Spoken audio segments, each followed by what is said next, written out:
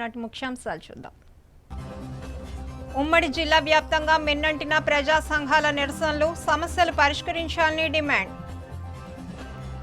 Thotapalli barrage నిర్వాసిత గ్రామం పిన్నింటి రామానాయుడు వలస గ్రామంలో గల నిర్వాసితులకు ఇంటి నిర్మాణ బిల్లులు తక్షణమే చెల్లించాలని కోరుతూ సోమవారం మన్యం జిల్లా కలెక్టర్ కార్యాలయం వద్ద ప్రాజెక్టుల నిర్వాసితుల సంఘం ఆధ్వర్యంలో నిరసన వ్యక్తం చేశారు.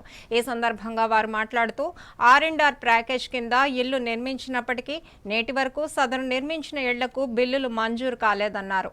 దాదాపు 20 మంది నిర్వాసితులకు ప్రస్తుత SSR రేట్ల ప్రకారం ప్రతి బిల్లుకు 5 లక్షల చొప్పున చెల్లించాలని డిమాండ్ చేశారు. లేని ఎడల తమ ఆందోళనను మరింత ఉధృతం చేస్తామని హెచ్చరించారు.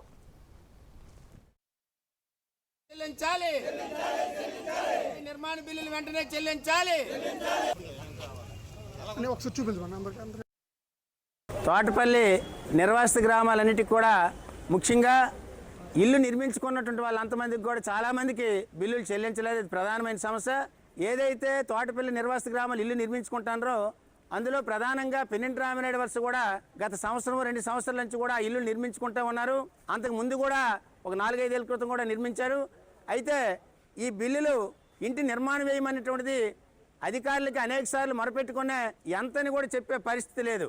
అంటే అది ప్రభుత్వం చెప్పలేదు, లేకపోతే యంత్రాంగానికి తెలియదో మాకు అర్థం కావడం లేదు. అదేవిధంగా గతంలో ఉన్నటువంటి ఎమ్మెల్యే కానీ ఇప్పుడు ఎమ్మెల్యే కానీ కనీసం ఈ నిర్వాసితుడికి ఎంత గ్రాంట్ వస్తుందని కూడా చెప్పే పరిస్థితిలో ఎమ్మెల్యేకి కూడా లేదు. కాబట్టి అటు ప్రజాప్రతినిధులు కానీ ఇటు అధికారులు కానీ ప్రభుత్వం కానీ చొరవ తీసుకొని ఈ ఇంటి నిర్మాణ బిల్లులు అనేటువంటి ఎంతని స్పష్టంగా చెప్పాలి.